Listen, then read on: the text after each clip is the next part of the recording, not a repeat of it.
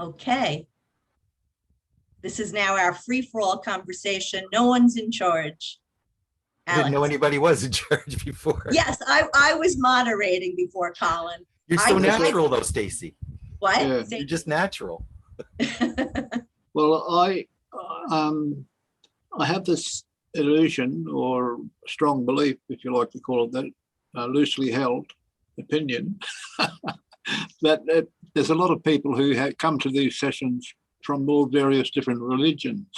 They have a concept of God, most of them, or a concept of no God, if they happen to be an atheist or a humanist. But the thing is, if we can have an agreement there for all of them together to agree that the word God means good orderly direction, and we use that because that encompasses almost every religion, and it's a universal understanding that can alleviate some of the friction between religions when people talk about God. Over. So you're using that as an acronym, GOD, good orderly direction. You're taking it as an acronym. That's right. Okay. That's right. Yeah. That works in English. Blasphemous.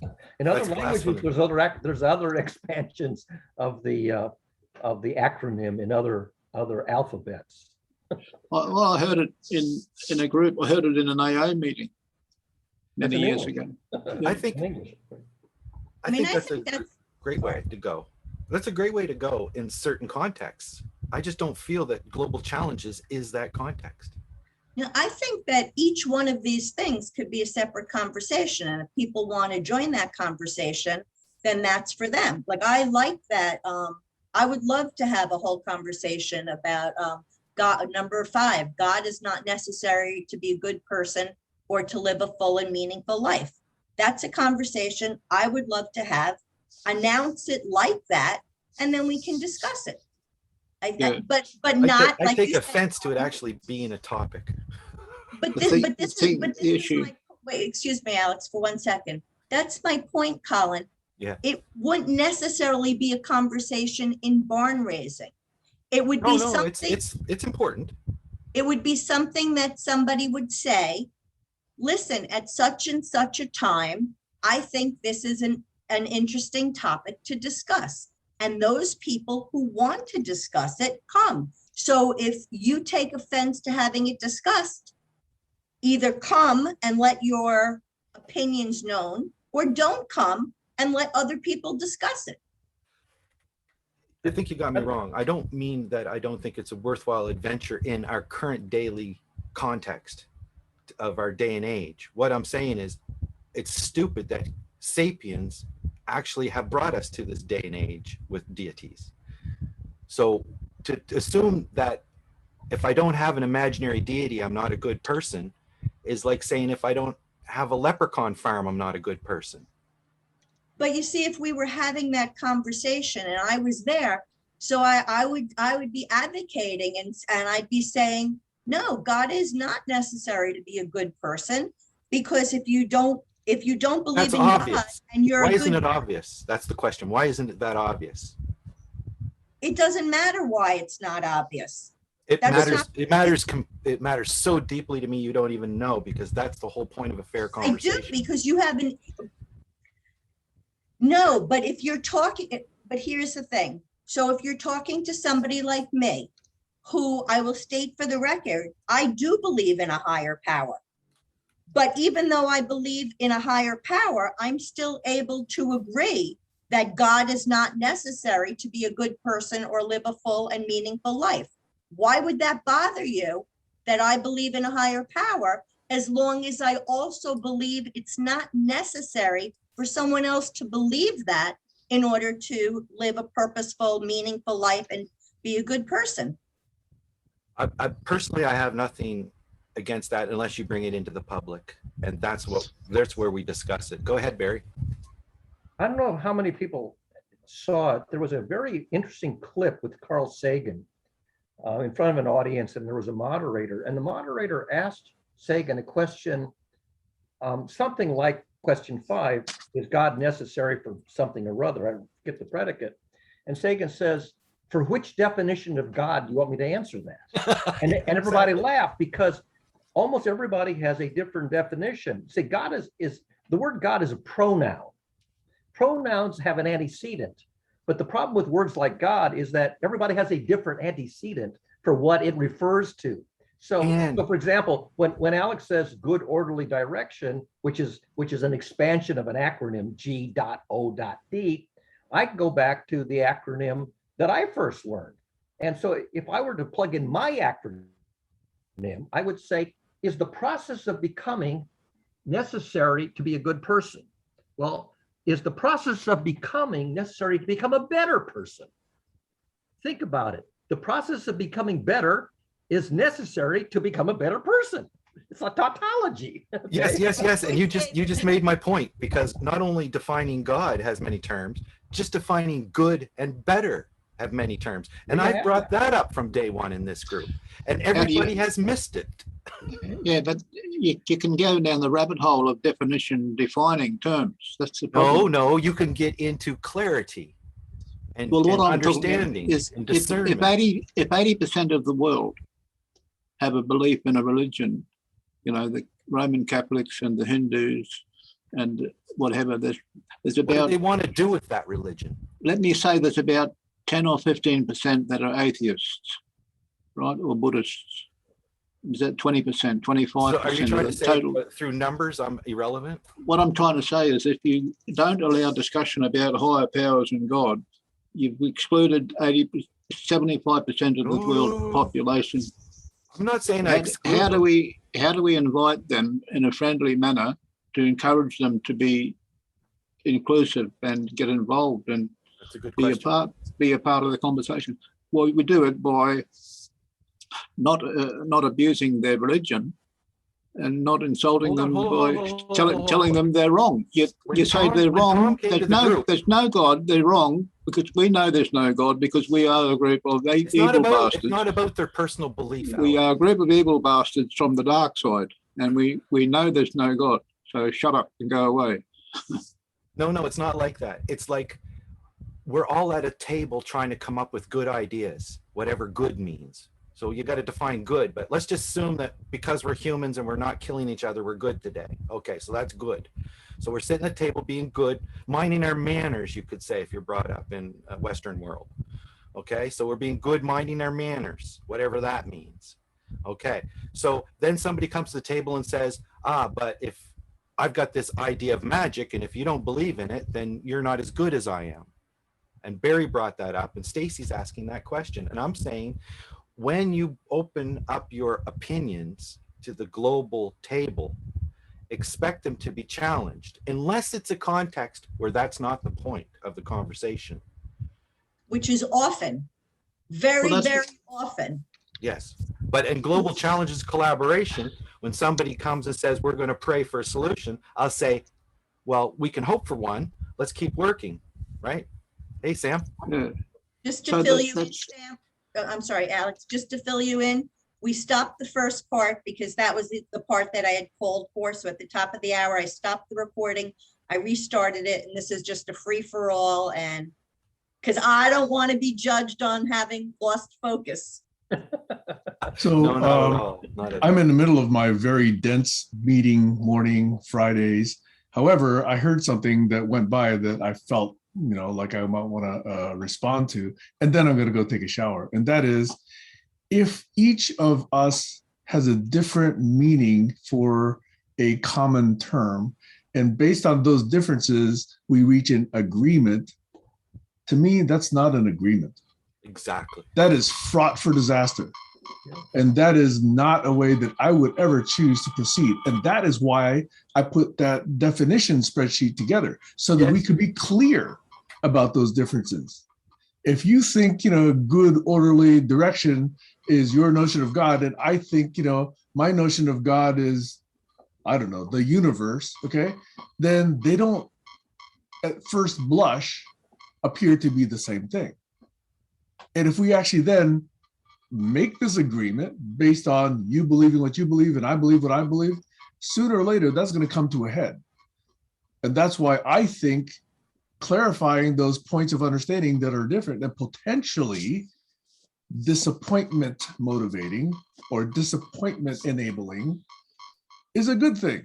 Now, on the other hand, we could potentially say your definition of God and my definition of God don't matter if all we're agreeing on is I'm going to go have lunch together. It may not make a difference whatsoever, okay? But understand what situations or contexts, okay, I've heard that word come up, is important for us to have those explications. That's all I really wanted to say based on the 5 minutes or so that I was here. And I'm sorry to do this. I'll listen for 1 minute and then I'm going to go take a shower, okay? Yeah, Because I really need to prep before my other meetings, okay? you look very clean, by the way, but I just. Okay, so that's a good thing about being 3,000 miles away, okay? Here's the point that I want to make. For number 5, God is not necessary to be a good person or to live a full and meaningful life. I really don't care what somebody's definition of God may or may not be. If they can't agree to that, I already know that I don't want to collaborate with them. And I don't care what their definition of God is. So I'm really trying to get underneath it, because to me, that's my red flag.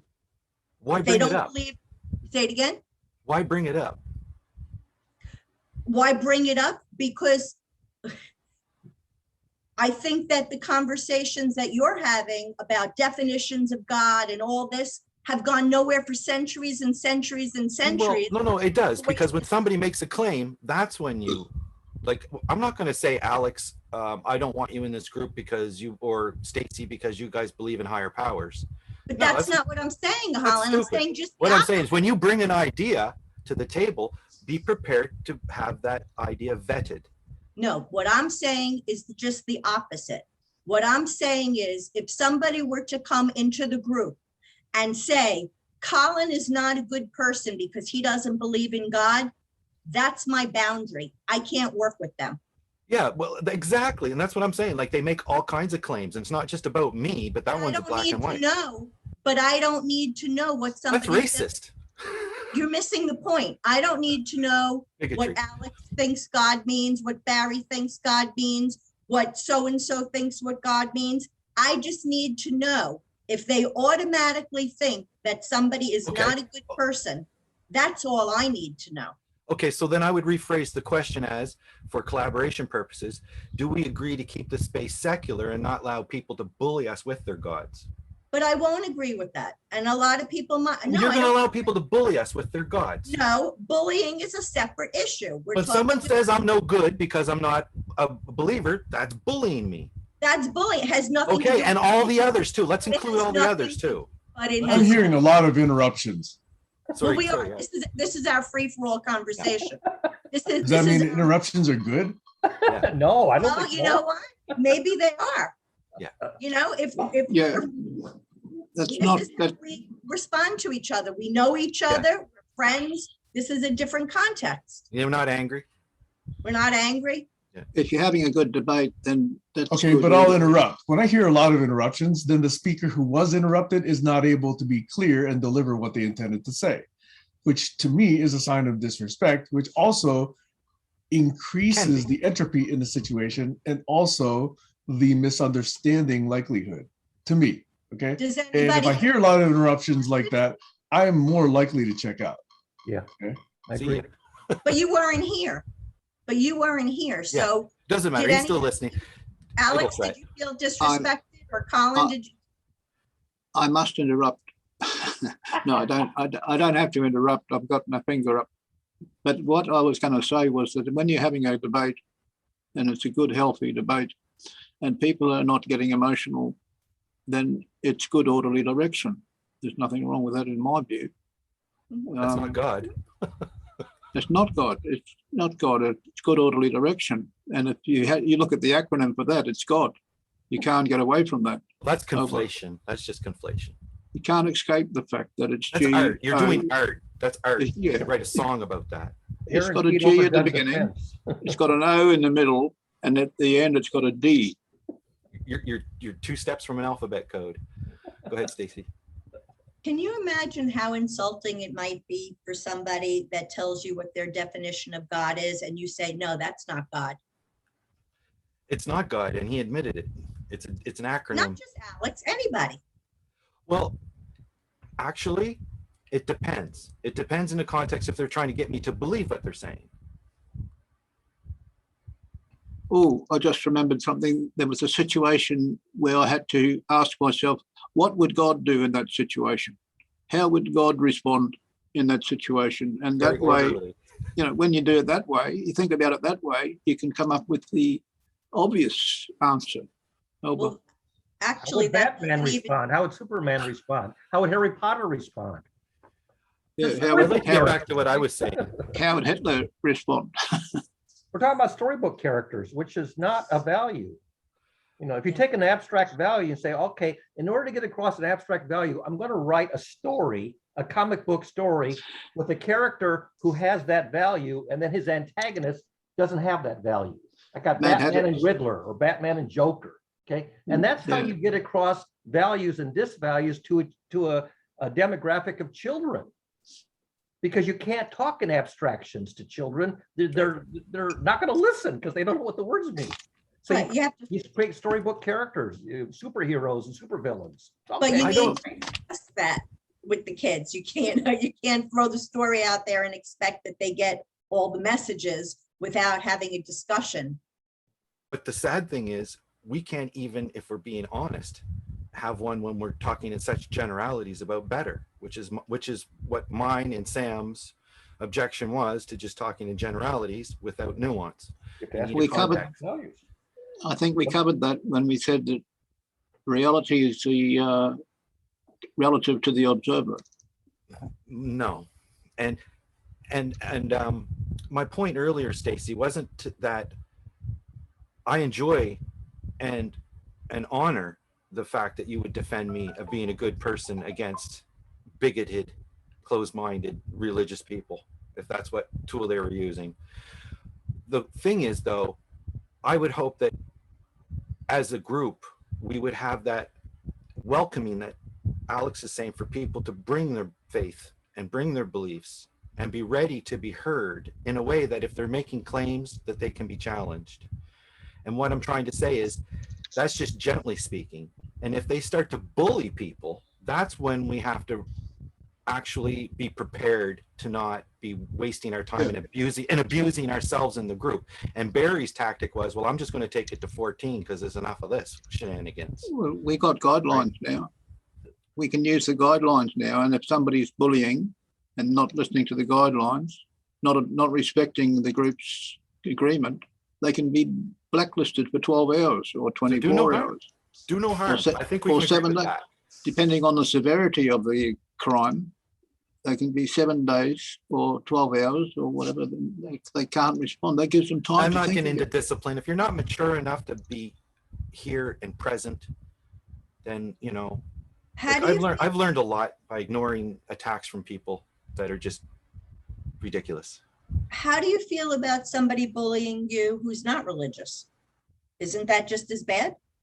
It totally is. I don't think religion is the category. Then stop making it one. No, Because it that's what it brings feels itself to the table as a category. I don't see the leprechauns people coming to the table all the time. So But I'm not it's talking the about leprechauns bullying. that much. But it's the bullying you object to. So why does it keep sounding like it's the religion you object to? Because that has been the historical narrative for so long, that the fact that you even have to say that not being religious you can be a good person has to be said. And like, Well- growing up, I felt dirty if I didn't, not that I felt dirty.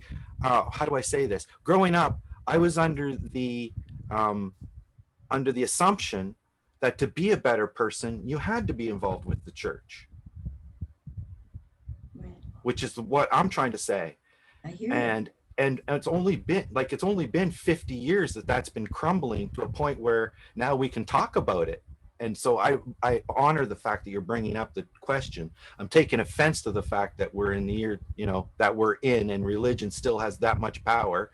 And that's my big awareness moment with the book Sapiens, and the thing I posted this morning about the story has a lot more power of narrative of what people are going to bring into the intersubjective mindset of of everybody. And that is the religion. And for me to stand up and saying, yeah, but that's not necessary, is attacking their identity.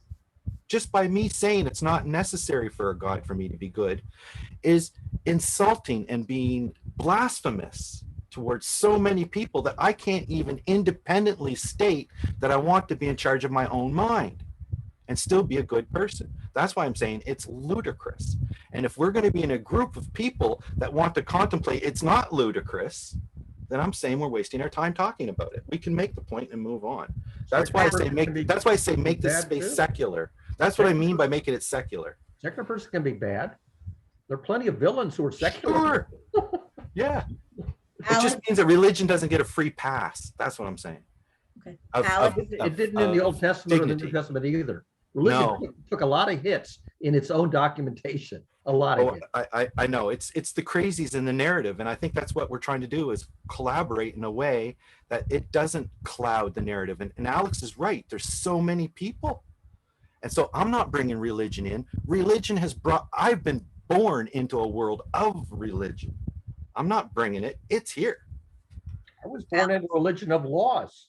I didn't bring laws. I was born into. And they're not all bad. So that's why I say do no harm. Take the good out of religion, put it into humanism. I've been, saying, why don't we shovel the good out of religion and put it into humanism?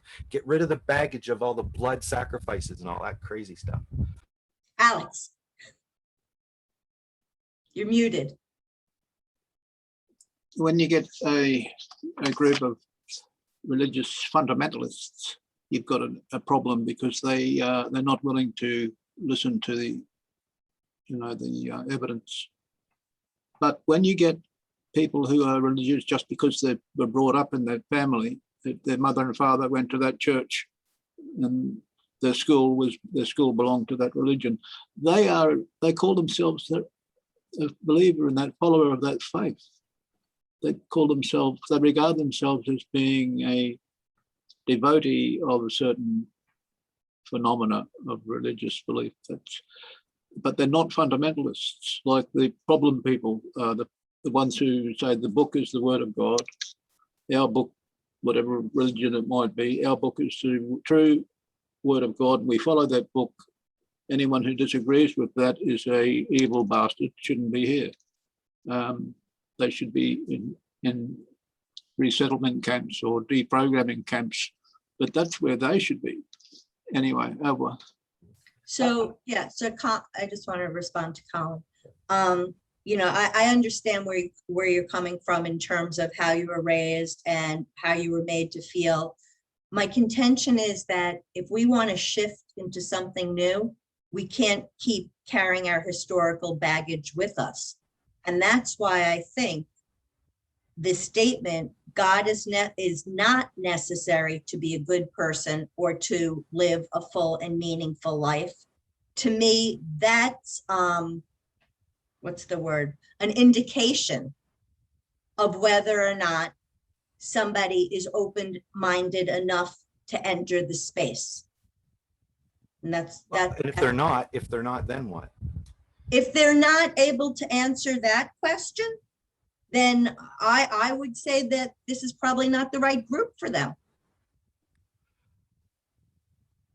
I don't know about that, because what if they're right?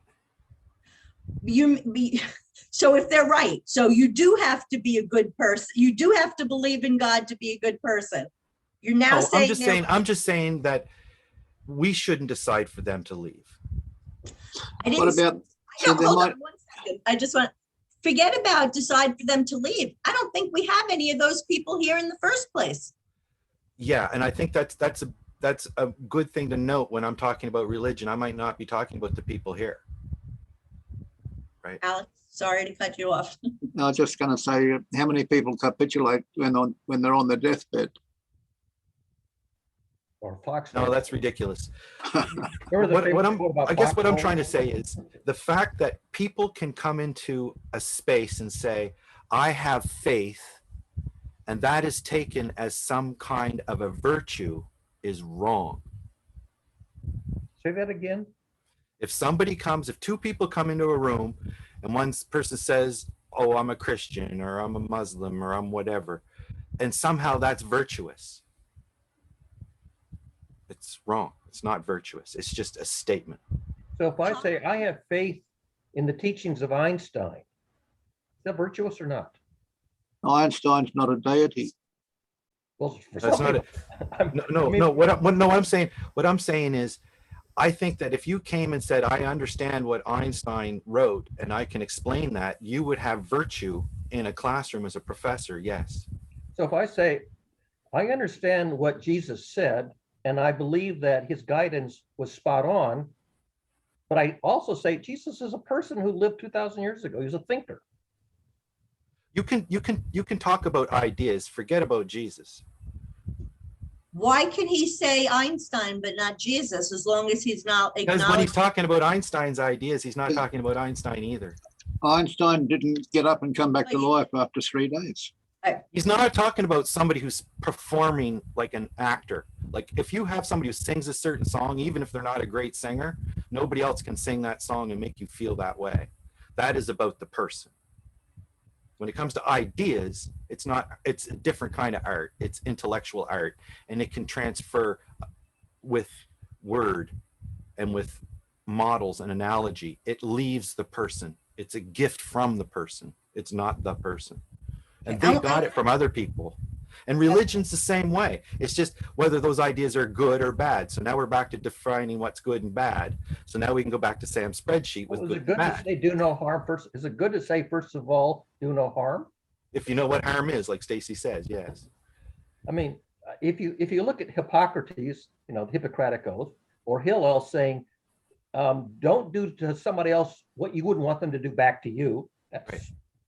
That's the symmetry principle. Or Jesus says the same thing, positively do something to others if you want them to do the same thing back to you. He just changes Here's an interesting thought experiment. Positive. Or, for example, the symmetry principle is a very powerful idea. And I don't know that there's any one person who gets credit for enunciating the symmetry principle. But I will tell you 3 or 4 people who have made it central. So Hillel made it central in his version of the Golden Rule. Jesus made it central in his version of the Golden Rule. Hippocrates made it central in his version of the do no harm. Emily Noether, whose name you may not even recognize, is a female physicist who proved a mathematical theorem based on the symmetry principle.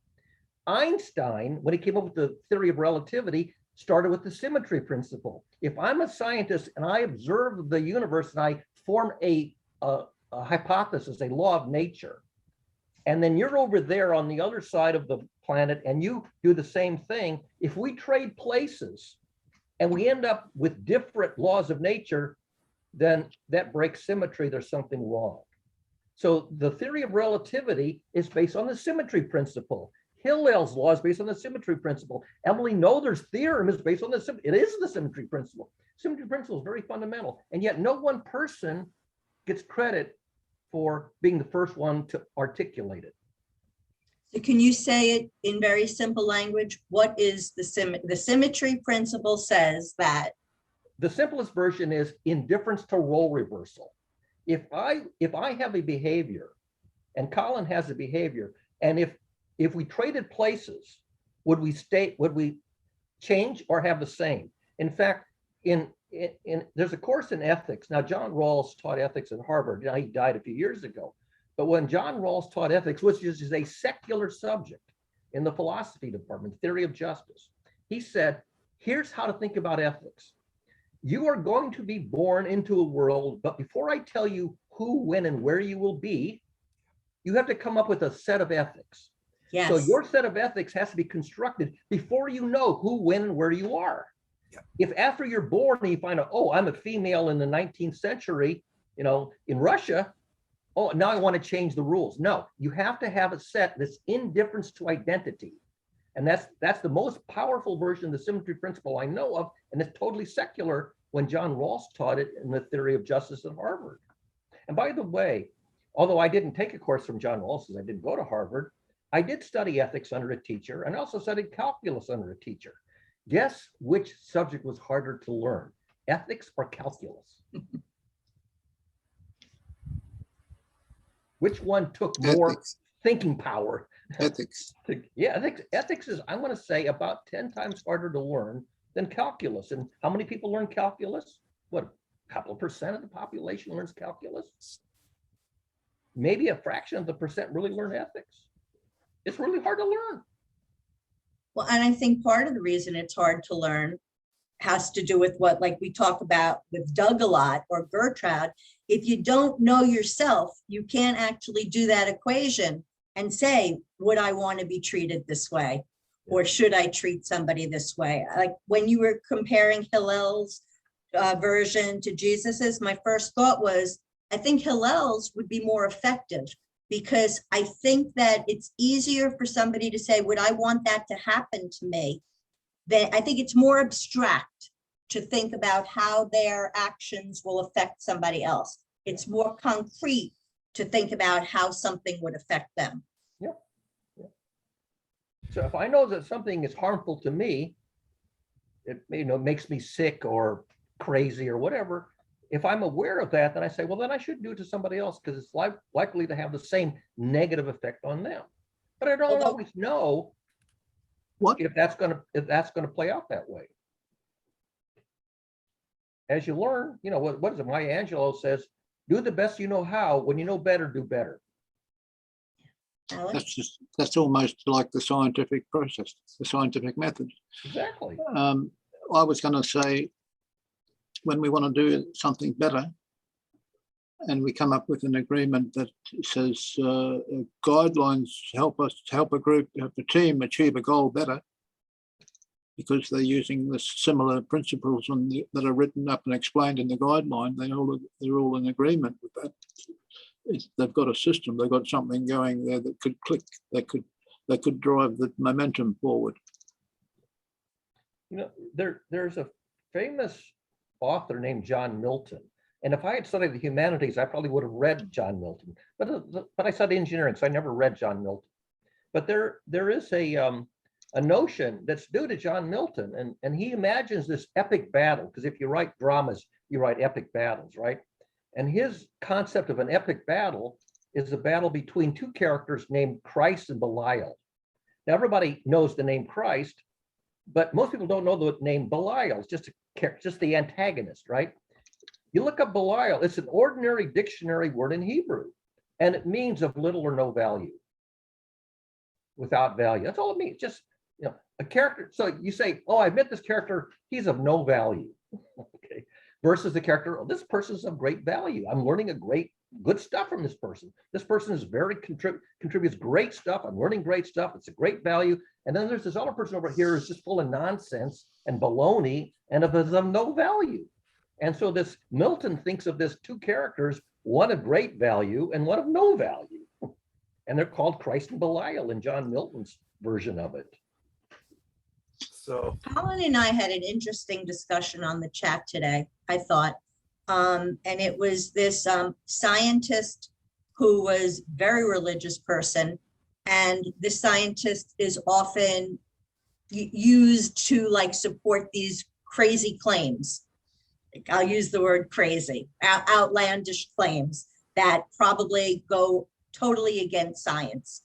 So what I had said to Colin, so the scientist in an interview, he mentions Jesus Christ and he says how Jesus came back alive, whatever. So I said to Colin, if I were there, I would have asked him, okay, so if Jesus was able to come back to life, do you think that possibility exists for other people to come back to life? And my reason for asking him that question would be so that people listening to him could view his logical process. So if he were to say, oh no, only Jesus could, it's not going to make sense. So how does that work as a scientist? But I've watched thousands of those conversations, Stacey, and I gave you my best advice. You know what? I've never seen somebody question in the way I'm suggesting. And so watch the Atheist Experience. There's 25 years of it. I have never seen somebody have a legitimate conversation without just calling the person crazy or a jerk or whatever. I mean, Well, let me, they give them an open mind, but they cut them off as soon as they go over the line of rationality. let me give you a different example that moves The from- woo won't fly. That's what I'm saying. You know, people do come back to life. I happen to be sitting in my kitchen. In my kitchen, the computer I'm on right now and the coffee pot over there and this computer over there, they all died. Actually, this computer died yesterday, the one I'm on right now. And I found out that it had a bad memory stick in it. And I took the memory stick out and put a new one in and it came back to life. I have a coffee pot over there that died twice. I brought it back to life. Now, these are two pieces of technology, but doctors bring people back to life too. For real. People are literally dead. Their heart stops beating. Okay, they go flatline, they're brain dead, and they restart them. Just like I can restart a machine. That's easy. That's a limited time offer, though, I believe. So and by the way, you can also die not bodily but in spirit. So if I'm so depressed and so dispirited and so dismayed, I think my life is over. By the way, this happened not to me but to a friend of mine.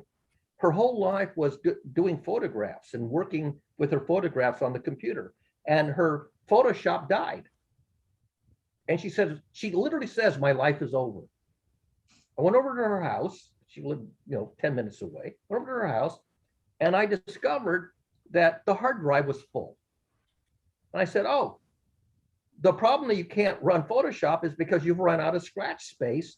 Let's move all of your stuff off of this tiny little hard drive over to your big data drive, and you're back in business. She says, I'm alive again. Okay. Yeah, You brought me back to artistic. life. I brought her life back to life. Okay. So the notion, alive and dead, we use the words metaphorically, not just about living, biological systems, but we can even bring biological systems back to life. But we bring technology systems and other things back to life other than biological systems. So, the saying that somebody, I'll give you another example. The very first time I was on not a chat room, but a virtual reality. So you have an avatar. So I go in, I create an avatar, and I go into this milieu. And this particular virtual community had, among all the commands that you can execute, there's a kill command. You can literally kill another character. Find one fucking pen. Mute. And the first time I got killed in a virtual reality game, I thought that's it, I'm out. And then I discovered, oh, you can resurrect yourself. And so I developed the practice. I'd go to a little campfire area, and some idiot would issue the kill command at me, and I'd be sent back to go back to do not collect $200. You lose all of your possessions, you lose everything. And I would pick myself up, wander back, I would find all my stuff scattered, on the trail, and I'd come back to the campfire, and I wouldn't take revenge.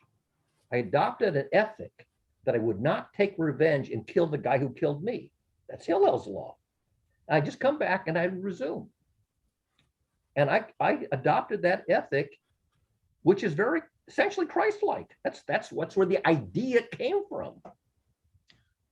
So correct me if I'm wrong, but I think what I was proposing when I was talking to Colin about that line of questioning for that scientist who believed that Jesus came alive really falls into the symmetry principle that you were talking about, because I'm looking to see if he's thinking with a sense of symmetry. Does that, Barry? Hard to say, because I'd have to go look at the actual. No, but no, I don't mean him. I mean, what I'm saying, does that make sense to you as far as what I was looking for? I'm looking to see if somebody's thinking with those guys. Like, I look to people and say, all right, so they think this way with one character. If I switch out the character and put in a new character, will they still think that way? If you switch out the superhero for the supervillain, probably not. Almost No, by definition. that's not the question I'm asking you. The question, I'm trying to draw the connection between the way I'm addressing it and what you mentioned about the what'd you call it, principle of symmetry. Symmetry principle, yeah. Because this is a symmetry of thought. Right. if I have a method of reasoning which obeys the symmetry principle, it's consistent with the symmetry principle, so that if I flip roles, I don't get a different answer. And the other person has a way of thinking that if they flip roles, they're going to say, oh, then I don't like that answer anymore. Then they're not thinking like me, because they're not thinking with the symmetry principle. They're thinking about, what's it called, situational ethics. That the ethical thing to do depends on which side of the story you're on. And situational ethics very often violates the symmetry principle. You wouldn't want to do the same thing if you traded places. So what you've helped me to learn is that in my lifetime, I've been applying that symmetry principle to people that I speak with. I didn't have a name for that. Right. So It's now a very I do. powerful idea. Symmetry principle is Yeah. probably one of the most powerful core ideas in physics, because one of the questions in physics is, do all the laws of physics obey the symmetry principle? And if they don't, why not? And this is a big open question. Where is symmetry broken in the cosmos, and why? For example, there appears to be more matter than antimatter. Shouldn't there be an equal amount of matter and antimatter? And if not, why not? This is one of the big questions. Why isn't that symmetry? Why isn't the baryon number of the universe exactly 0? Alex has had his hand up for a long time. There's two ways I approach the thinking mode, whether it's symmetry, or whether it's free thought. And that is when I'm just relaxed and floating along, not focused on any goal. And the other mode is when I'm thinking symmetrically, because I'm focused on a topic or a group objective. We're following some guidelines, and I'm thinking symmetrically. That's in one mode. I can switch to the other mode where I'm free thought, just floating along, letting things happen without control over the situation, trying not to be intrusive. Over. I was talking about when I'm looking at somebody's judgment and I'm trying to make a decision on how much confidence I have in a person's judgment. I look at I look at them on that measure of symmetry. That's what I'm trying to express. Colin? Right. So I think I got 5 things I want to reply. I think 3 of them I've already forgotten, but one came back. And they're all parallel to what Barry was talking about. And it's interesting because it started with, I wanted to give a good example and he beat me to it. And it was a symmetrical example, which is basically the shoe on the other foot context. So how would I feel? Like thrownness is another concept I like to promote. It's a German word, Geworvenheit, something like that. It means thrownness. It comes from Germany. I was trying to impress Heiner with it, but I still have to practice it. Geworvenheit. Anyway, you're born on the earth in a certain location, and that's going to have that's going to be the environment you're going to grow up in, and you're going to learn that culture. And if you took 2 babies from different parts of the world, different cultures, and switched them, you would notice that those babies would grow up in the culture, not the culture they were brought from. So that's pretty well a given. Okay. So how would I feel if I was grown up in a culture that was very doused in religion, that used story for everything, and there's not a lot of electricity around? So I'm still living what I would call primitive compared to what I'm used to. I don't know if I'm using the right judgment words. As Doug says, we're right full of judgment in this group. I'd like to know what he means, because I think we're on steroids judging today. So so the question is, do I empathize with that point of view of that person who grows up in the other part of the world? So if I switched me out, Stacey, with somebody else who was highly religious, and yes, I can appreciate them, and I do appreciate those people, because like you said, you don't have to be religious to be good. You also don't have to be religious to be kind.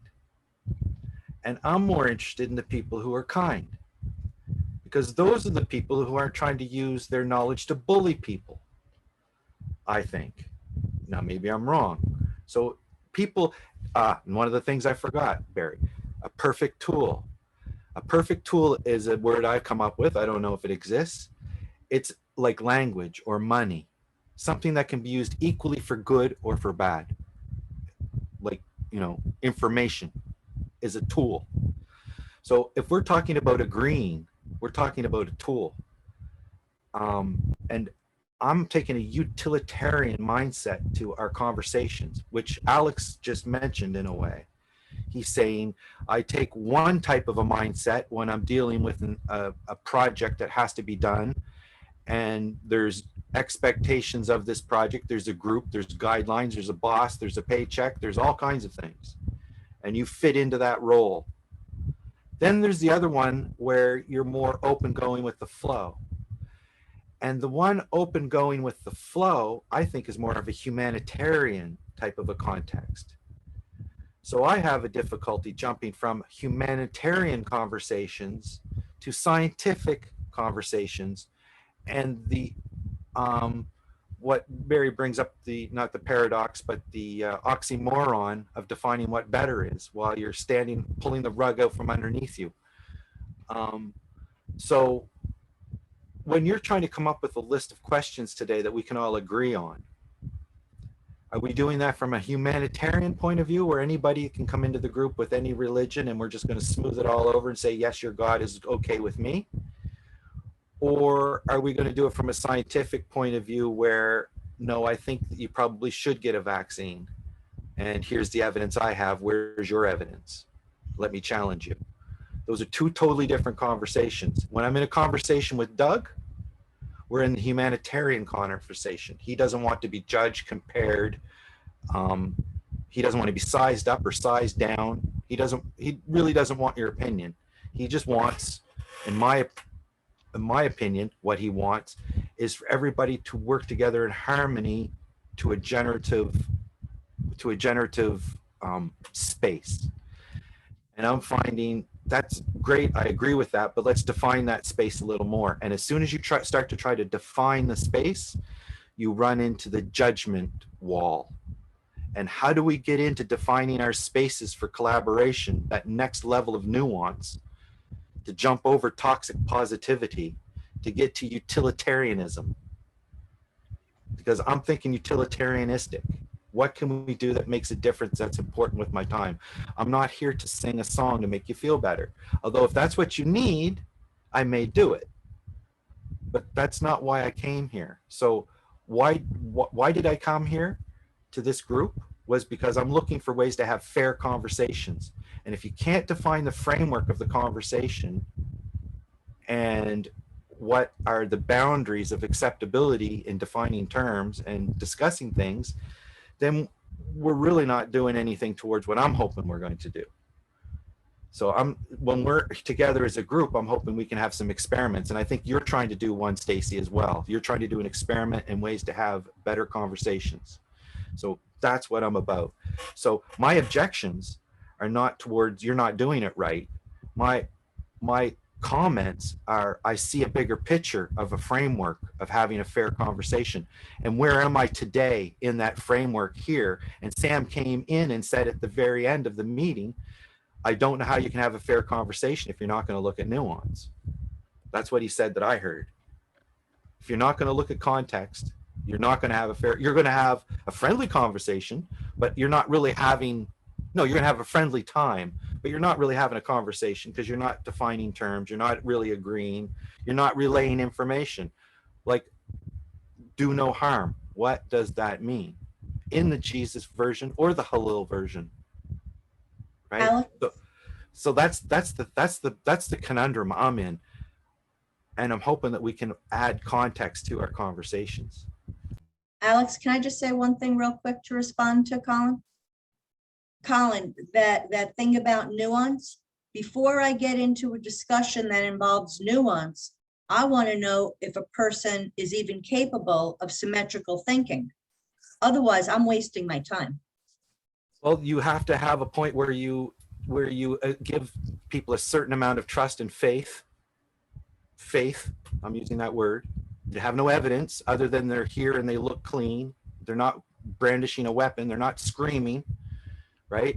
Then you let them sit down. But as soon as they start to bully, we have to have a way as a group, if it's a group conversation, have a consensus that that person is no longer working within, and Doug does that beautifully when I he wanna thinks let, people go, cut but out. you know, that's the thing. Doug has his way of moderating a fair conversation. I don't agree with it 100%. I think we're missing a lot. Alex, thank you for letting me go first. Yeah, I think that democracy works well, especially when there's 80% plus people in favor of some move or some decision. It's like the small minority get pushed aside and they have to settle with what the 80% wanted. That's democracy. It gets a bit iffy when the amounts are more evened out, like 50-49 versus 51. But usually it's pretty good. 80% of people don't want another war. You know what I mean? That's probably higher than 80%. But we do have protected rights because the majority get out of hand. The reason we do have wars, even though 80% of people don't want to go to war, is because the policy is being written not by the people, not democratic. It's been written by a small percentage of people. That's why it's not working. So the Constitution of the United States is a document that people try to protect and uphold, the Constitution of the United States. So that Constitution has got flaws in it. But they were designed to go that. It was designed like that so that the industrialists could keep expanding their capitalist adventures. And that was interesting. But it's getting better. When the people who don't vote belong to a demographic, and it's in the lower part of the pyramid, the bot market, where they're poorly educated and not very wealthy. They tend to don't see the point in voting, you know, and they're the ones who don't get looked after when it comes to making legislation about healthcare. You know what I mean? And education. In countries where everyone has to vote, it's compulsory. There's good healthcare and good education. So figure that one out. Over. Barry? So to elaborate on what Alex said a bit, I want to go back again to another variation on the symmetry principle. And this also goes back, interestingly enough, to the first person that I know of who articulated the symmetry principle, which is Hillel. He said something that's in the same vein, which is very interesting. And I don't know anybody else who gets credit for saying this. Hillel says, if I am not for me, who will be? Yeah. But if I'm only for me, what am I? Say it again. If I'm not for me, who will be? But if I'm only for me, what am I? And that gets back to the symmetry principle again. If I'm only looking out for number one and I don't give a damn about anybody else, that's very asymmetrical. And it's also very narcissistic. When he says, what am I? The modern answer is that's narcissism, maybe even malignant narcissism. You know, that everything has to be for my benefit and screw everybody else. That's evil. That's the classical definition of wicked or evil. And so the point is that you have to say, what can I do that not only is good for me, but also is as equally as possible good for everybody else? What can I do that's beneficial symmetrically? That's really hard to figure out. That's where ethics comes in. It's really hard to figure out what can I do that benefits everyone nearly equally, not just me beneficially, and screw everybody else. The important part of that as it relates to individuals, though, is sort of like the putting on your own air mask on an airplane before helping someone else. So we hear a lot about self-care, and people sometimes find it hard to find that balance between caring too much about the self, where they don't care about anybody else, or not enough about themselves, when then they're not really equipped to do good things because they have other things that are operating underneath. And that's, that goes to some of the emotional stuff that we've done with Doug or Gertrude, or, just listening to each other helps address some of those things. Alex? There's a song in Australia, you might have heard it, it's called "From Little Things, Big Things Grow." Seeds. It was promoted by the local Aboriginal culture. And it's true, from little things, big things grow. And if you want to put your finger in the pie and affect that growth or alter it somehow, then you need to have the consensus and the agreement of the group behind you. Otherwise, you're interfering with something without due cause. Is that right? What example would you have for that? Because I to me, doesn't have any merit. Like, I probably shouldn't even be asking you. I should just let the comment go by, but. No, you should ask. There's nothing. Well, most times I let it go by, but this time I'm going to ask because. Well, yeah. I'm looking for the GCC we too, but I think of it like a show. Okay? I think of it as a movement that's traveling in a direction, a group of people that are on a train, on a journey, not a train, people on a journey, and you're moving in a direction. You want to help navigate, right? You want to see that the group's going in the direction that the consensus has agreed to, and that anybody who's interfering with that process is brought to account to provide clarity, to bear accurate witness. Okay, so the train is kind of still quite generic. Let's bring it right down to a variety show, where we're going to put on a variety show. We each have our own thing. Barry's going to do some of his skits that out of work he has, and Stacey's we're all going to do a little thing, right? I'm going to get up and play a song on the banjo. Who knows? So we're all going to do our own little thing. But we have to share the responsibility of putting on the show, which is what we do. We come here to GCC and we put on this show with our different variety of skills that we have.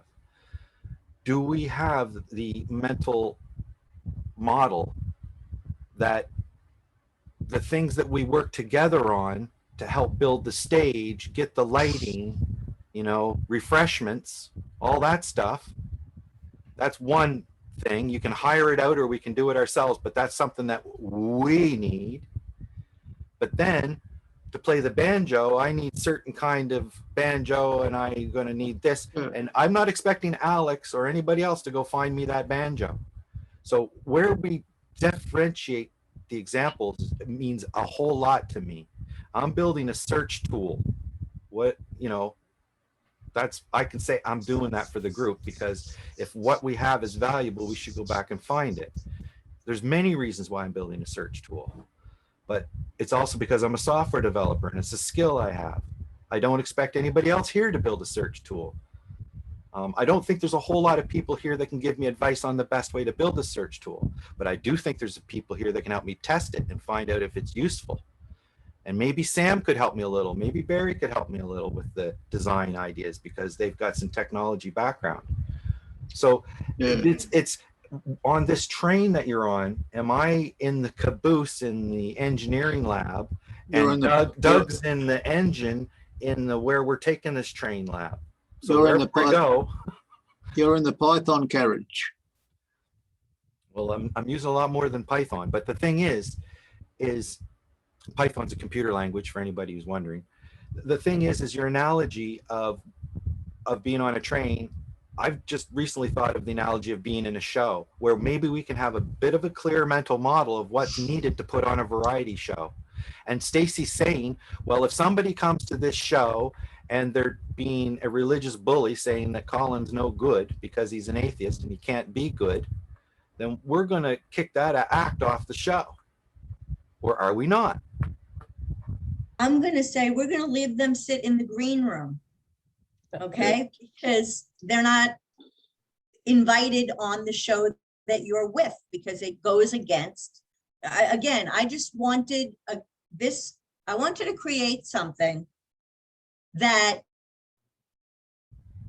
finding disagreement would flag that maybe the person is not a symmetrical thinker.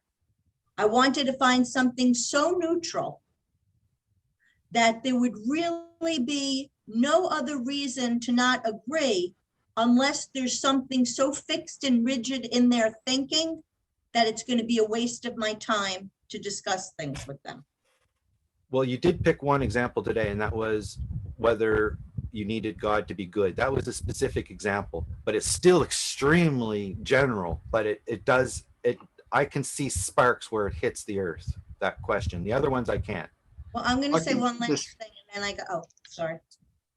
The sparks I can see when we insult 80% of the people in the group. We're not Except- insulting. We're telling them we're not going to give them Okay, them- if you- give them I'm talking free virtue for just stating they I'm believe in talking a about- God. what I'm talking about is you can't take the criticism from this big group of people if you're the one who stood up and called their religion fairy tales and woo woo. Well, the gay people did it. Some are still being thrown off buildings in places where religion still runs, but in places that are more democratic. Yeah, But see, there's minorities that go against what religion is, and there's so many different kinds of people. I do agree with your earlier point, though, Alex, about is you gayness. have to vote. Hospitals and education seems to be more prevalent, but I Does also gayness- think that voting is a failure of us understanding much better. Do the But I gay think that's- people, we're limited to it. are they born that way? Does gay people come from the genes, or is it? Doesn't matter. Does voting mean that you're informed? That's a better What question. is it? Is it something that's genetic, or is it something that's Doesn't matter. environmentally Does voting conditioned? mean No. you're informed? It doesn't matter. No. Dr. Reeves, Why are they throwing people off buildings? You brought Because it it up. goes against the religion, which is 80% that you're saying they got the right Churches to. are supposed to be nonviolent, I thought. I'm Well, see, saying that's is just it. When people There's a start question- defining better, they get angry. this question comes up a lot, and it's the question of is a gay person environmentally conditioned to be gay, or is it genetically inherited from their parents? Who cares? Dolphins It's are not a gay. question. It's not a question for this conversation in my mind. I don't want Because to talk if about it was genetic, I'm saying they're then it protected. would- If they want to let be me- gay, you're they shouldn't interrupting. be killed for it. That's all I'm If- saying. If it was genetic, then that Who would be cares? bred out. It'd be bred out quickly because the homosexuals have less children than heterosexual couples. I really don't appreciate you being the gay scientist. I just would hope that you would There's agree. no- I would hope that you would agree that we don't have a right to kill these people just because they want to be gay. That can we agree on? What I'm trying to understand is if they're gay because they say I was born gay, or they say I'm gay because I was changed, something in my environment So made me gay. you kill the people who chose it, but the people that are born that way, you let them go. Is that what you're saying? Like, it's ridiculous. gonna No, interrupt- I'm saying genetically inherited traits are passed on through reproduction, through having children, right? Person's But right gay, to- listen to me finish. Let me finish. Gay people have less Sure. children. They have less offspring than heterosexual couples. They have more offspring. So if homosexuality was a genetic trait, it would die out pretty quickly. However you classify homosexuality has nothing to do with the question of whether we have a right to judge somebody's right to live and prosper and have a good life, whether they're gay or not, whether they're Catholic or not. Well, that gets back to the fundamentalism of religious people, and we don't want that. Of We wanna arrogance, yes, of we, arrogance. We We're back want to to arrogance work again. better. So working better, we accept the guidelines that we understand this fundamentalism error, and we talk about it in the group with religious people who come in and want to talk about it. Well, they're welcome to bring it up. We have Well, our this is a global conversation. I'm talking about fair conversations, and I'm saying We the have our mother of opinion. all unfair conversations. our opinions. Yes, Stacey. One second, yeah. I'm gonna check out now. I don't know if you want me to leave the recording, but I'm gonna check out, and I just want to say that this last part of the conversation, it didn't belong here, and that's part of the problem. This was a second level conversation. Yeah. We need to be able to, I purposely wanted this to be very, very basic. And the parallel I was really trying to draw is when Barry talks about rules and chaos, I look at these guidelines and I'm trying to not make them So I'm trying to make them so that they're open enough to not lead to chaos, so that wiggle room is there. So that's all I'm gonna say. I am gonna check out. Should I should I make somebody else host? What, should we end it? What do you want to? I think we should just have checkouts. I'm willing to check out. I just wanted to mention that if you stop the recording, it disables the chat session for other people that are in the group who are not co-hosts. Okay, well, I think we're going to be checking out. So do you want to check out? Yep. Go ahead. Yeah. I think you just did. I had a couple of other things I wanted to say. One of them is what I bring to the, I don't really like the word show, but that's okay. What I bring is a faculty that I'm educated in, which is systems thinking. And systems thinking is not taught except in grad school as a specialty. So most people don't learn systems thinking. And there's some very powerful, for example, symmetry principle is very core to systems thinking. And I mentioned a couple of examples, 4 examples where very powerful systems thinkers were using the symmetry principle as their starting point. Now, systems thinking is a very modern term. I think systems thinking only comes into the lexicon around 1950 or so. But the kind of thinking that is today called systems thinking has been present in humankind all the way back to the dawn of civilization. And here's a question for you. Who were the founders, the pioneers of systems thinking before it was called systems thinking? Anybody know that? I know. I gave you 2 historic examples and 2 modern examples. 3 The modern examples. theologians. The Egyptians. The theologians. The theologians were the very first people to apply what today we call systems thinking. And I didn't realize that until I was well into my career in systems thinking before I realized, holy shamoly, ethics is systems thinking. And the theologians were the pioneers. Now, they were very primitive by modern standards, but they were doing systems thinking before it had a name. And the other thing I wanted to say about being objective, when I first started my career at Bell Labs, and I was given an assignment to solve a problem, my first concept is the answer that I give back to my management should not be a function of who I am. It should be objective. That is, if they've given the same problem to the guy on the next desk, if the answer is any good, he should get the same answer that I'm going to get. And I believed that for about the first 10 years of my career, until I got to be really, really good at what I was a specialist at.